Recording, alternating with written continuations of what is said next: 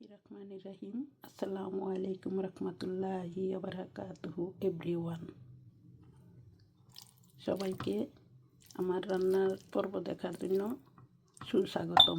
দেখুন, আজকে আমি গরুর ভুঁড়ি রান্না করব এবং নিয়েছি অল্প কাসকি মাছ, আলু দিয়ে মাখা মাখা ভুনা করব এবং সাথে থাকবে রুটি। দেখতে বসানোর প্রস্তুতি নিচ্ছি।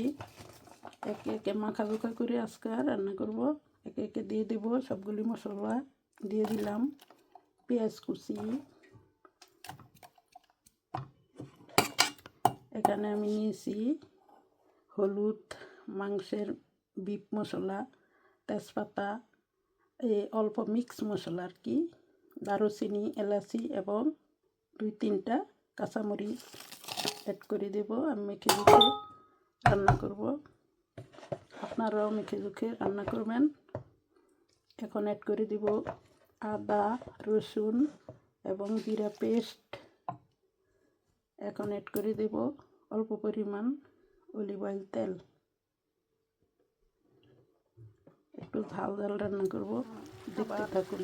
দেখো আপুরা ভাইয়েরা গাইগন, আমার কেসকি উইথ পটেটো রান্নাটা হয়ে গেছে। এবার আমি চুলাটা অফ করে দেখো এদিকে আমি ভুঁড়িটা কষানো বসিয়ে দিলাম। ভালো মতো কষানো শেষ হলে, ভালো মতো সিদ্ধ হলে আমি টমেটো অ্যাড করে দেবো। ফিরে আসছি আবার।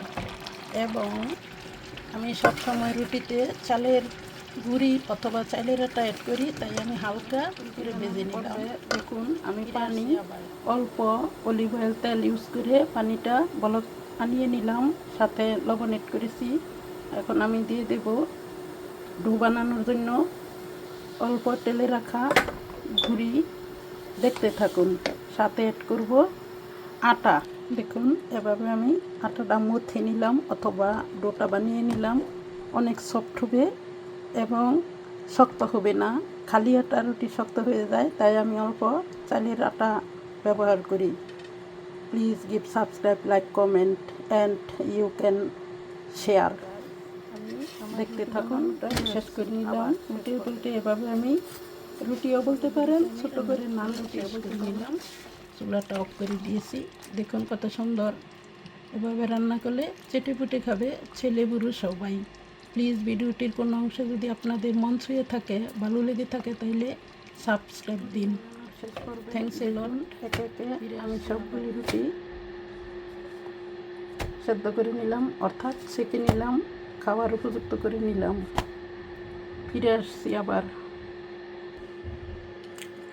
দেখুন কত সফট দেখাচ্ছে, নাইস।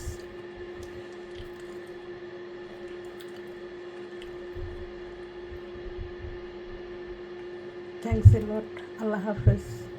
আসসালামু আলাইকুম রহমতুল্লাহি।